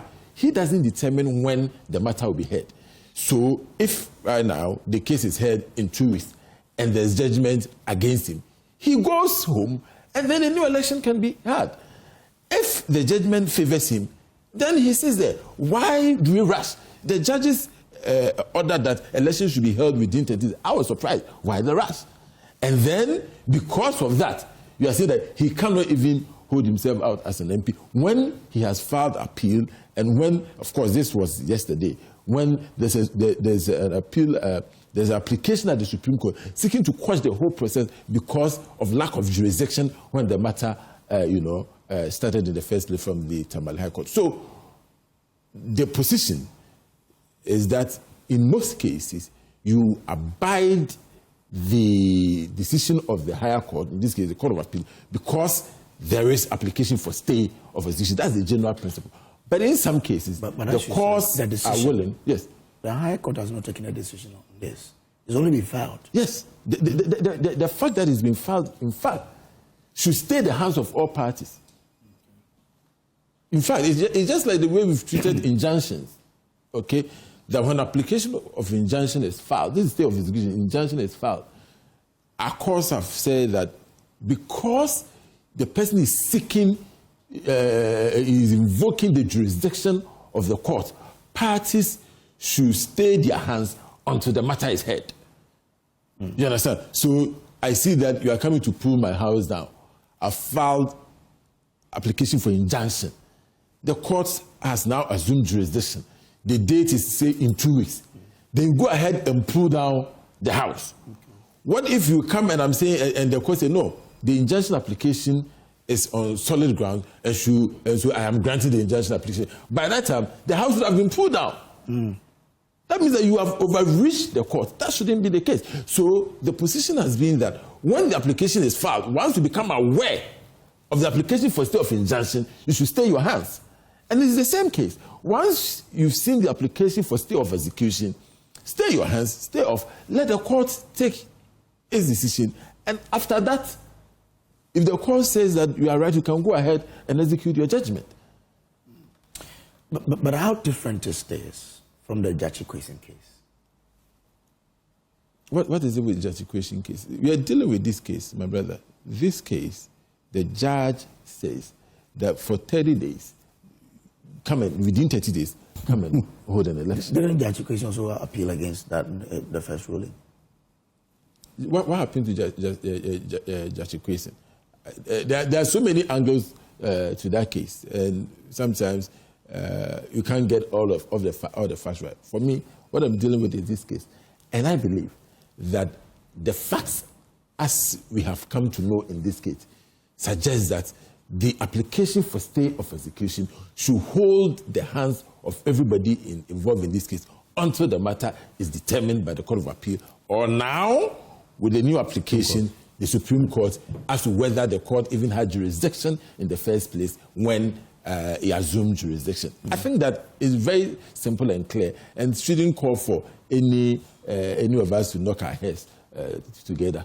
Will you be surprised if you go to the House today and the EC has written to Parliament that, or is Parliament that has to write to the EC that there's a vacancy? Parliament that has to write to the EC. Parliament has to write to the EC. There's vacancy. No, I mean, that's not going to happen. I mean, but Parliament has been served the judgment. Yes, and I don't believe that will happen, that we should declare the seat vacant, especially when there are all these processes ongoing. I mean, it won't happen. Ablekuma North is a lesson. What about Ablekuma North? Because I know in Ablekuma North that we had about some few polling stations that, you know... But the EC fell for re-election, rerun. No. Oh, if you are going into the matter, then we are going to the matter is because in Ablekuma, the EC asked for rerun of the disputed places. They didn't ask for the rerun of the whole constituency. And that's another leg of the case we haven't even come to at all. That if you are contesting 41 polling stations, how then does a court come in to say that 41 out of 156 or so, because 41 is disputed, you should cancel the whole constituency result and rerun the whole thing? If you look at the judgment, now the judge, in his judgment, says that he believes that 99... No, he believes that... He said the scale of irregularities. Yes. I'll read... He said 99. He believed that 99 polling stations had irregularities. And his view as because of that, the whole election should be rerun. Now, if that's kind of jurisprudence we're going to push down now, it's going to be a big problem, because that will mean that when a national election is held, we have about 36,000 police stations. If we're able to prove 5,000 police stations had irregularities, then it should form the basis for us to annul the whole election result for a new election to be had in the country. Is that the kind of jurisprudence we want to now push down, you know? I mean, the judge says, before I conclude, the destroyed materials and equipment which would provide the evidence no longer existed. So how could a second respondent compare and check the collated results to determine authoritatively that the first respondent indeed won hands down? In the light of Section 19 of PNDC Law 284, only one relief is available in my view, and that is to rerun the election in Pandai constituency from the bottom. But maybe you should have gone up a little bit, because when you go up of that line, I think page 155 or 154, he's talking about the fact that the disputed votes are by 1,000. The judge himself said this. It's by 1,000. And the difference between the Honorable Nindam and the NDC was 3,000, yeah. Is it 700 or 3,200? So 3,700. So the argument was that the argument of the first respondent, in this case Matthew, was that even if it's about 1,000 votes, give it to him. Add that one to their result and see if it will make any difference. It won't make any difference. So there's no need for you to ask for a rerun. And we've been in this country, when it comes to even presidential election, we can have one constituency or two constituencies left, okay, to be declared. If the Electoral Commission says that if we give all the 2 or 3 constituencies vote to candidate A, it won't match up with candidate B. And so for that matter, I don't have to wait until all those 3 constituencies have been declared. I can now, on the basis of this, declare candidate B as an elected person. You understand? So that is how it's done. You don't have to declare everything. If the numbers are said that you can add all the 1,000 to that of the NDC candidates, and it won't make any difference, why do we bother? So that is why I believe, in my view, the Electoral Commission declared him as a winner, because the votes were overwhelming, 3,200 difference. The contested votes will come up to about 1,000.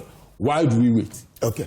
I think we've been joined by the Chief Whip to put some clarity to all of these discussions, especially with regards to Matthew Yindam's participation in the House. Grateful to you, sir, for joining us here. We understand that you have some clarifications that you want to make and you want to bring to the discussion. Hello, Mr. Nelson Dafemopo, do we have you? Yes. Thank you very much. I'm privileged to have joined. I'm watching my roommate. I'm watching my roommate raising some issues that I think that it needs some straightening. Okay. Yes, John Darko is a roommate. Oh, nice. Interesting. Our politics. What did you find?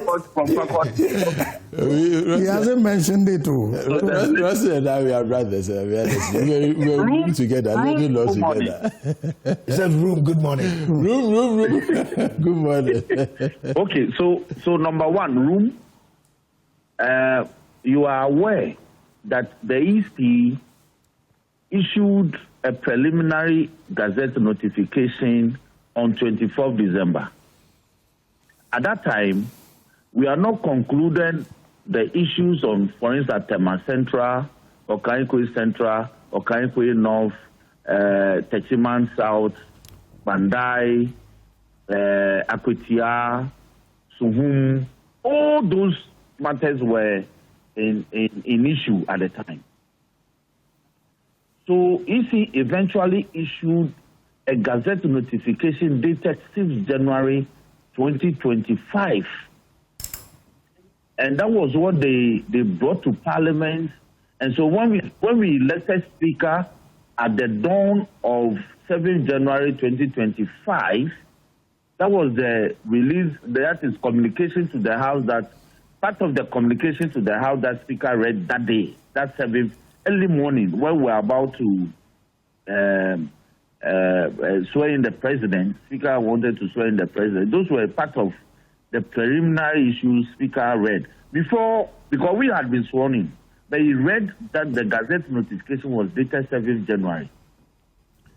So the 24th December Gazette notification was no longer valid. And your people brought it to Tamale High Court. And they actually filed a preliminary motion to dismiss the petition based on that. The judge dismissed it based on this evidence. And so we proceeded to hear the matter on its merit. So for Gary to now be saying that he's applying for a certiorari at the Supreme Court based solely on the 24th December Gazette notification and not the 6th of January Gazette notification, you know that you are in trouble. I choose my words carefully. You're already in trouble. But I'll leave it. Every other matter had been raised during trial of this matter. As we speak, you have filed a notice of appeal dated 24th November 2025. Gary has come in, filed a notice of change of solicitor, and also filed a notice of appeal pending a notice of appeal. He's also filed an application or notice for stay of execution pending appeal based on his application. The earlier lawyer has also filed a application or notice for stay of execution pending appeal. So we have two sets of applications in this matter. And yet you have proceeded to the Supreme Court to file a judicial review application properly titled a certiorari application. So now you are doing what we call forum shopping. So this matter we will engage this matter this morning on the floor, this afternoon when we convene. We'll raise this matter. If you say you raise this matter, what do you intend to achieve when you raise it on the floor? The same thing I wanted to achieve last week. Last week I admitted that I failed to advert my mind to the Court of Appeal provision, which is also a provision in the Supreme Court rules. I think Supreme Court rules, if I recall, it is Rule 20, which talks of automatic stay. So there's an automatic stay of 7 days of an appeal. If there's a judgment of the court, you cannot execute it until after 7 days. It is right. That's the rules of court. And if you recall, my brother, on 7th of January in Parliament, we raised the issue about Nindam being sworn in. And they told us that they were ready to suffer the consequences in the event that we succeed in court. And so Nindam must be allowed to be sworn in the same way Akwetiat MP2 was sworn in, if you recall clearly. And I shouted across that Nindam, you are an interim MP. At the appropriate time, we'll take you out. So you are bent on ensuring that today he does not stay in the House. Sorry? You are bent on ensuring that he does not participate in the House today, as you say. Because he's no longer an MP, a court of law, properly so called, not a circuit court, not a district court, but the High Court has ruled that he's no longer an MP. So if me as the majority chief whip of the ruling government, if we allow him in, I will be disappointing my party people. He cannot be in the House. And this is an order of a court based on a petition that has been heard on its merit. Let us just oppose this against Jachikwesi. In Jachikwesi, while the matter was pending, they brought an injunction.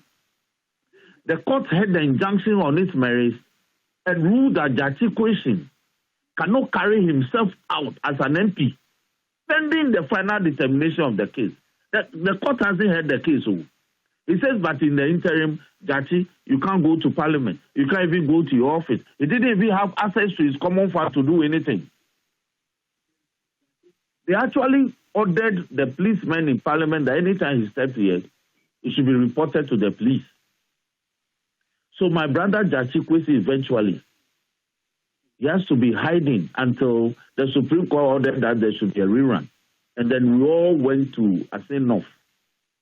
That is why I said that what was right yesterday must be right today, in accordance with law.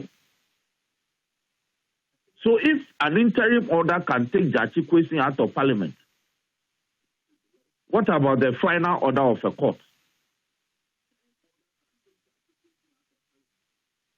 So this claim that he has filed, my roommate, and we qualified together, he should tell me that he should cite one authority that says that when a stay of an application or notice for stay of execution is filed, it should stay in the hands of the institution or the constitutional body from performing its functions. In fact, the Supreme Court has actually said that, to the contrary, a mere filing of a court process cannot stay in the hand of any statutory body or constitutional body from performing statutory functions or constitutional functions.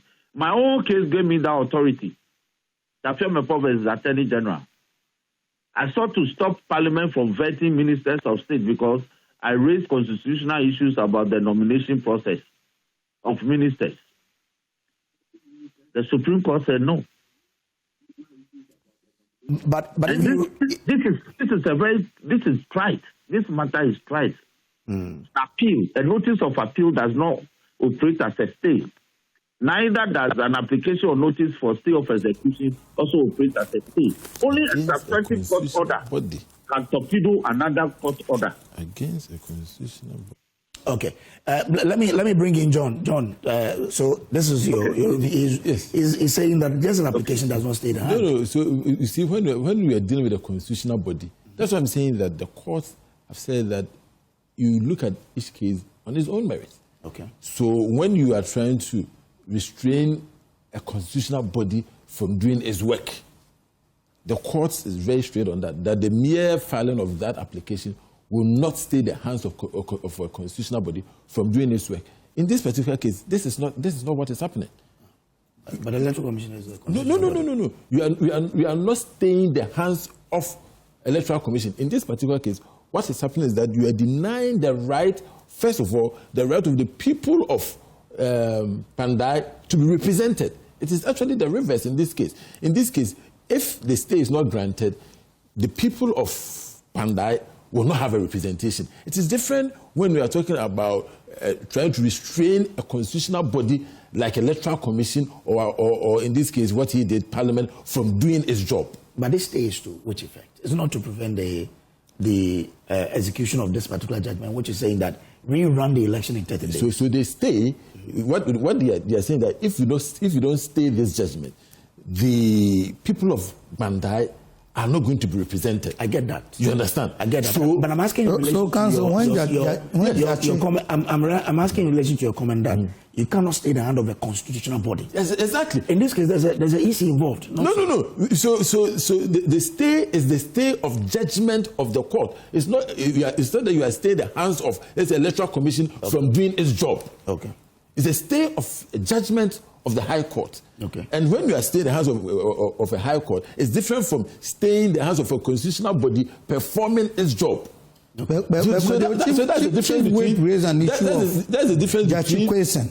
That's the difference in the case of Jachikwesen and the processes were still in court.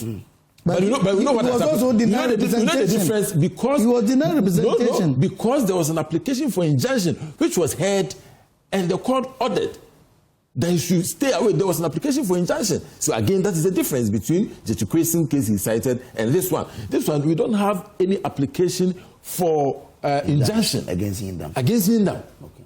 So you see, when we're looking at the cases, we must always look at the facts, in their own merit. Okay. In this particular case, you don't have that stay of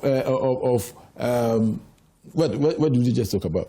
We don't have the application for injunction. It hasn't been granted. Okay. So it is different from your colleague wants to come in again. Yes. So we have two lawyers. It's good. But Darko, you want to make a comment? And maybe before he comes, I'm sorry, hold on. Before he comes, Let me finish.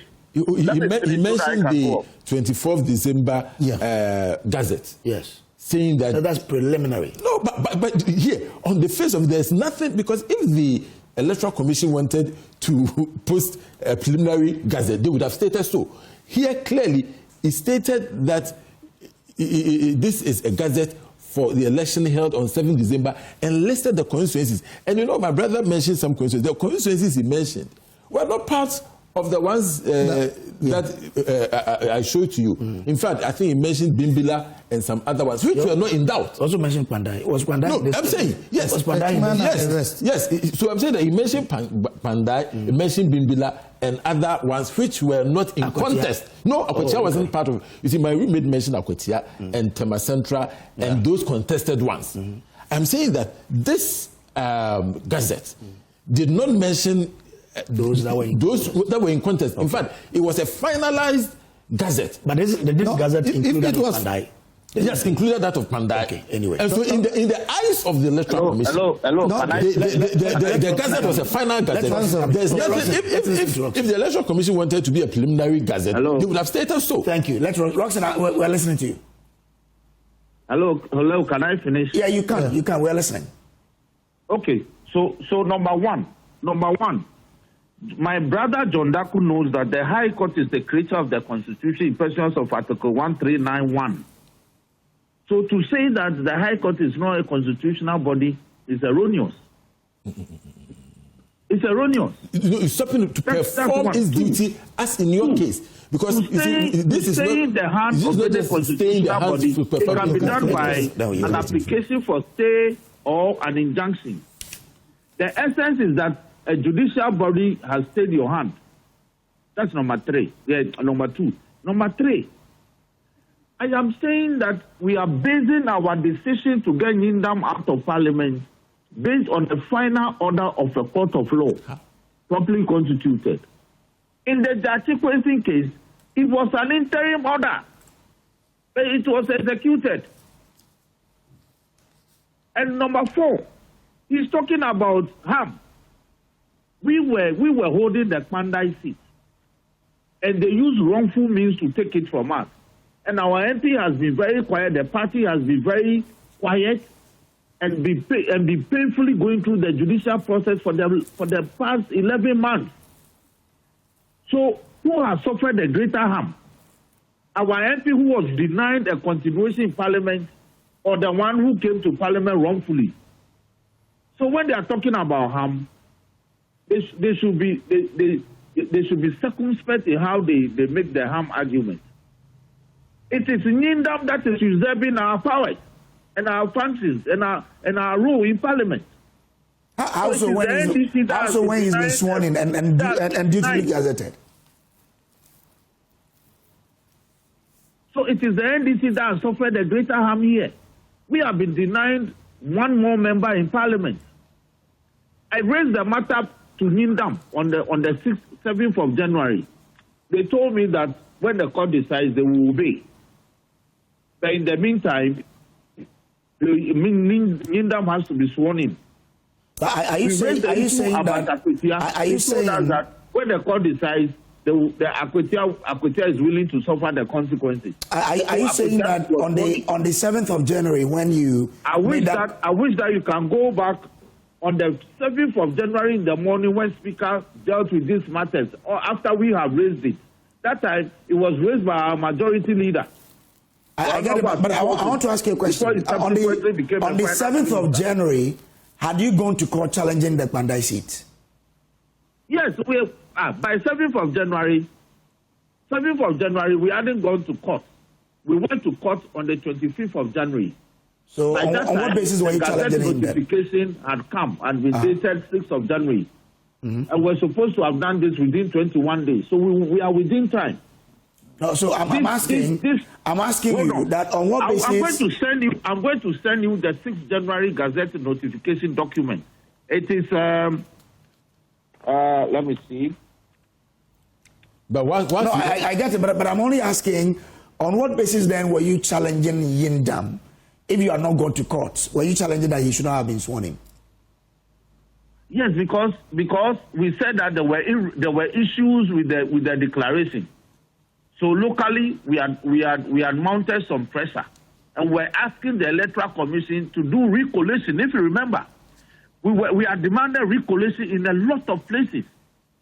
And you recall that, for instance, the MPP went to carry Fantiakwa South with a siren, brought it to Tesano police station to be declared. If you recall. Whilst he's looking at it, let me show you the 24th December Gazette, right? It had Pandai, it had Bimbila, it had Wulensi. At least what I have here has Zabzugu. I mean, it's just the relevant portion. Okay. It had all these and let me finally say that which were not in context. My brother, and so the Electoral Commission had published its Gazette finally to the people of Ghana. Hold on, John Darko, before you make submissions, let me finish. You brought the 24th December Gazette notification to court, and the Electoral Commission told you that the properly gazetted notification that they have on record is the 6th of January 1, 2025. The 24th December one was an interim one. It's been discarded, so it is fake. Nobody can rely on that. You came to court to rely on it. It was thrown out. You filed an appeal. You abandoned the appeal. So I don't know what exactly you guys are doing with the 24th December Gazette notification. Who abandoned an appeal? Because an appeal ongoing. Who abandoned an appeal? You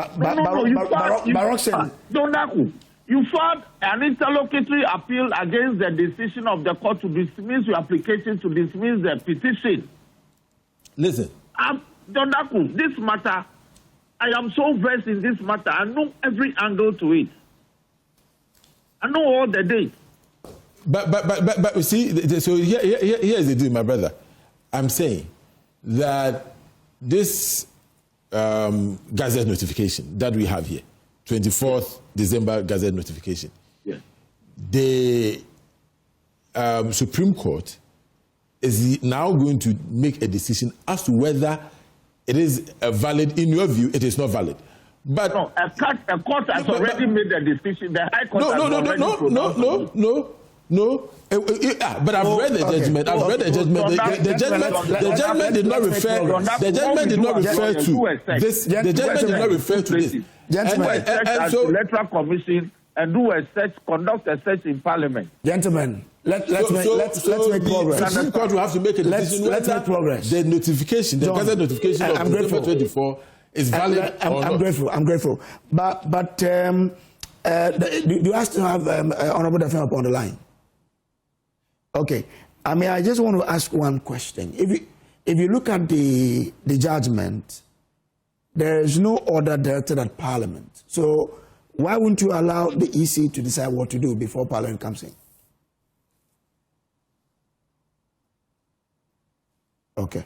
Anyway, because when you look at the judgment, Parliament is not, there's no order directed at Parliament. So, but yeah. For me, that judgment will not have any legs to stand on when it's really subject to scrutiny at the Court of Appeal. Of course, so there are two legs now, the Supreme Court one and then the Court of Appeal one. And having read the judgment and how the judge arrived at his decision, I believe that this judgment will be thrown out. Thank and you. especially when you look at the fact that he used some mathematics to declare the whole constituency election null and void when there are only a handful of polling stations that were in contest. Okay, all right, thank you very much. Let's make progress here on the show. Let's move on to the Zipline conversation now, because we now understand. I raised those valid questions that the issue of Gazette notification, they did come up at the trial.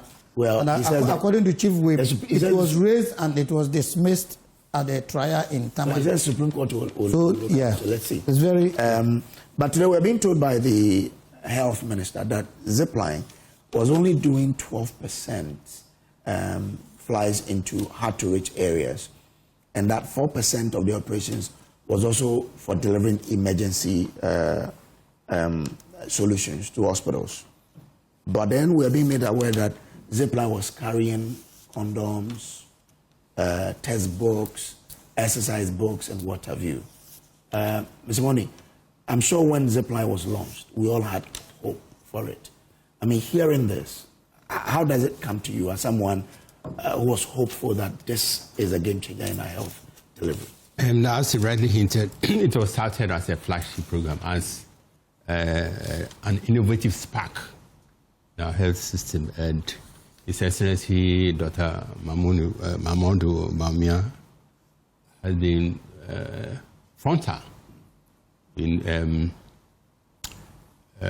touting the achievement of Zipline, only for us to hear yesterday from the Health Minister, Honorable Akando, that Zipline is underperforming as far as the contract. But doesn't it intrigue you that Zipline could carry textbooks and exercise books? How many textbooks, how many exercise books?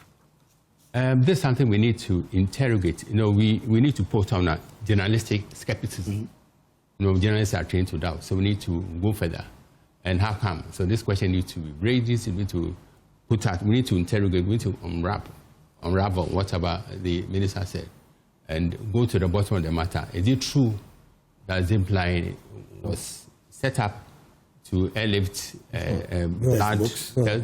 Now they are going contrary to what it was established. So we need to, in the name of comprehensive journalism, we need to go through what the minister said. But what to me, what is heartwarming in the whole news conference by the minister is that the contract is yet to be abrogated. The two sides haven't gotten to that line, let alone to cross.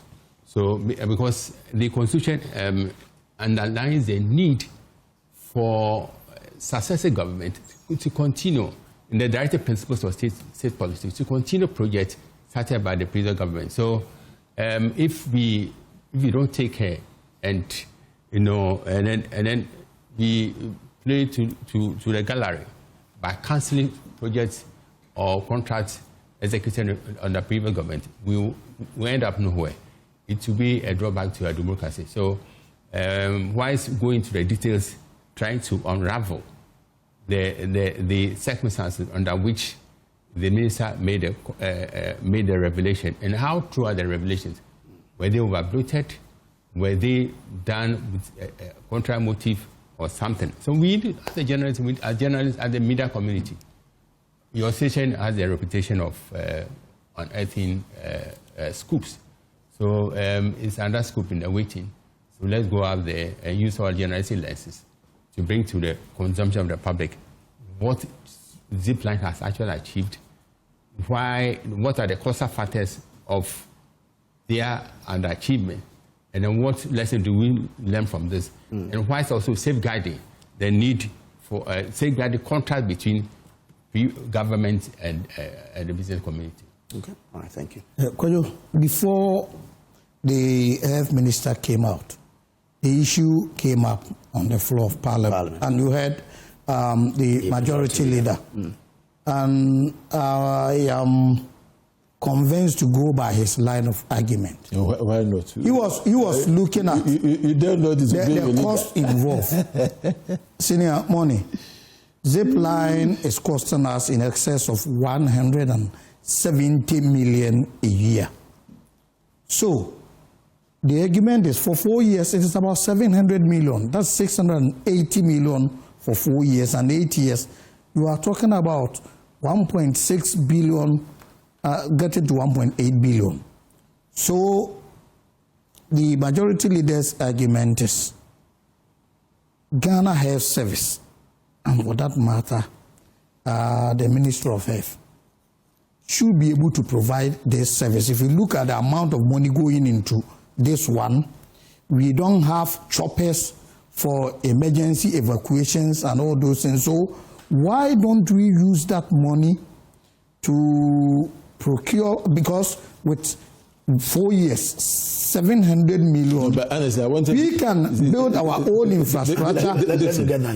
We can build our own infrastructure and deal with these situations and more, get choppers out of it. Again, he was raising issues of access roads and bridges to hard-to-reach areas, and we're saying it is difficult for ambulances and vehicles to access those areas. Looking at the money going into this contract, percentage of it, small percentage, could be used to do some of the roads while Ghana Health Service takes possession of the drone services if we want to, looking at the amount involved in this deal. And I think it is a call in the right direction. Okay. So it is about time that we look at the healthcare delivery in totality, especially emergency evacuation. Okay. We can get about 2-3 choppers with the amount of money going into this contract. At the same time, once we establish this facility, it is for us forever, rather than paying them on annual basis. Now, if we are not able to pay, the contract is abrogated, and the service will be no more. Why don't we, as a nation, build a multimodal system of transporting medical products and facilities to all corners of the country? Have not done that. You have to let this one go when it's delivering these essential services. That is what we are saying. So how much is involved? Okay. This year, if you look at the budget, I don't know how much has been budgeted for. All right. But with 170 million being added to the budget of the Ministry of Health, it will do a lot. And when you also embarking on any project, you do social impact assessment. That is why Senior rightly said it's important we find out how many people are benefiting from it and the cost involved. Okay. Can we achieve the same with little? Thank you. These are the issues we need to look I'm at. grateful. John, Yes. in the next 1 minute, please. No, but so I think that it is okay that at every point in time review government policies. I don't think that there's something so extraordinary wrong with reviewing a government policy, but you need to look at the effect of what you are doing.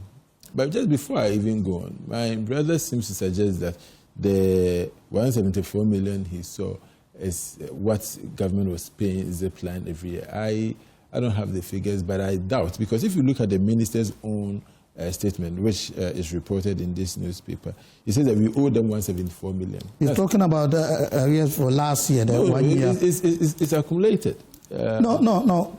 On the floor, majority leader said we're spending 170 million. See, my brother, for that, we cannot take, even though he's our leader, I don't think that we can take his word as the gospel. Because of that, you've done some maths here, which is leading us into billions of cedis in 3 years or in 4 years. Let's be very careful, because the 174 million is the total debt owed to them. It's not as if every year 174 million is going to them. Is going to Zipline. Let's put that down. But I believe that there was a very good reason for the Zipline policy to be able to reach difficult areas with medical equipment. And when the minister was talking, he mentioned the kind of things they've been sending as if they don't mean anything. He mentioned what? Needles. Condoms. Well, he probably mentioned condoms. He mentioned needles, syringes. No, syringes. And then there's another one, textbooks and exercise books. No. There's one say food supplements and even mosquito nets. Mention mosquito net. I say mosquito net. It's not important for villages. No, but do you have to elevate them when you can have that? So if, for instance, you have because a space, it is for emergency. No, if you have if you have a space, you are lifting some materials and you want to add mosquito Thank you very net to much. it. I don't think that it should be so bad. But maybe 1 minute. I didn't finish. Oh, time is up. But just to say that we need to take the medical facilities. We need to be very serious about it. We shouldn't shortchange the village people just because they don't live in Accra, they don't have money like we do. We shouldn't scrap Zipline on altar of political expediency just because we don't live in the villages. The people who live in the villages, they need the service. Okay. Hold on 1 minute. Just to amplify our time. Amplify the call by the Media Commission, the latest one. Okay. For responsible, ethical, and accountable journalism. Okay. Following the ruling by the NMC on a petition brought by Adamus Resources Limited, especially against its CEO, Angela Liz, who has been a target of outlandish allegations, of slanderous accusations and libelous publications. What was that ruling? That was the ruling came up, was done recently. They had a case in September. Okay. But the NMC just issued a release. Okay. So we send a copy to you because this should guide us. Generally, it's about disseminating falsehood. Okay. Yeah, all right. Thank you. Let's wrap up this news review with a statement from the Menchia Palace. It says, His Majesty Otufor said to the second Asantehene today rounded off his mediation effort in the Boko Chieftaincy crisis with a face-to-face meeting between the contending parties at the Menchia Palace Jubilee Hall, Kumasi. Chief Tarana John Wuni Gruma, Paramount Chief of Tarana Traditional Area and spokesperson of the Nairi, led a 30-member delegation to represent His Majesty Na Bohugu Mahame Abdullahi Sheriga, the Nairi and overlord of the Mamprugu and Mamprosis, while Naba Tambis Balug, Paramount Chief of Pusiga, led the delegation representing the Boko Naba, Zugran Asigri Abugrago Azoka II, and the Kusasi people. Honorable Kletos Afoka acted as spokesperson for the Kusasi delegation, with Dr. Issa as spokesperson for the Nairi and Mamprosis. Both delegations comprise of chiefs, lawyers, academics, opinion and youth leaders. After spending several months listening to both parties, presenting their argument in separate meetings, His Majesty had brought both sides to speak directly to each other in a final effort to explore a pathway to lasting resolution of the issues that have persistently undermined the peace in the Boko traditional area. The meeting was held in a cordial atmosphere with both sides, emphasizing the fact that they are one people who have no reason to be at war with each other. His Majesty thanked both sides for their civility and maturity and urged them to remember that whatever the outcome of the mediation, they would have to live together as brothers and sisters. He urged the leaders to start preparing the minds of their supporters to be prepared to put an end permanently to violence and disorder in their communities. His Majesty announced that he would submit his report with his proposal to His Excellency President John Dramani Mahama in the next few days. He hoped that the President would act expeditiously and convene a formal meeting of all interested parties to announce the outcome of the mediation mission, and this signed by Kofi Bedu, Chief of Staff. So this is a statement coming from the Menchia Palace. Let's say happy birthday to Mrs. Comfort Ano. The message says, we thank God for your life and the strength, grace and love He continues to pour into you each day. May He bless you with good health, long life, and an unending joy. You are cherished more than words can express. From Auntie Ruth and your children, Annabelle and Kwesi, we love you dearly and celebrate you today and always. Happy birthday, Mrs. Comfort Ano. This is how we end the news review.